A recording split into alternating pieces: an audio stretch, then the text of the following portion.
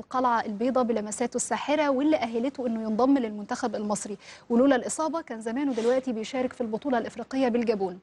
ملتزم جدا في حياته، يمكن ده اللي بيخليه محافظ على مستواه، لكن جوه الملعب سافل زي ما بيحب يقول عليه جمهور الزمالك. خلوني أرحب بنجم نادي الزمالك الكابتن مصطفى فتحي. برحب بيك يا كابتن، أهلا بيك، منورني في الجمعة في مصر. ربنا يخليك يا رب. اشكر حضرتك طبعا على المقدمة الجميلة دي. أنا خليني بس أفهم في الأول، يعني انت عارف البنات يعني ما بيفهموش قوي في الالقاب، ايه قصه يعني شفت القاب كتير، لكن لقب سافل في الملعب دي كانت جديده عليا، جيب منين اللقب ده؟ لا هي وقت مثلا اول ماتش انا لعبت فيها واول جول حطيته كان في كابتن عصام الحضري، فهي بدات من هنا القصه بقى في ان انا اجيب جوال او برقص حد الكلام ده.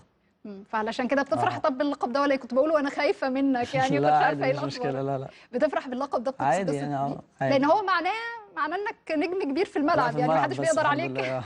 لا الحمد لله، الحمد يعني لله. كل الناس عارفه قد ايه كابتن مصطفى فتحي ملتزم في حياته، قد ايه شخص الحمد خلوق لله. يعني، الحمد وجوه لله. الملعب وبره الملعب، هو بس في اللعب متمكن الحمد زياده لله. حبتين. الحمد لله. خليني ابدا معاك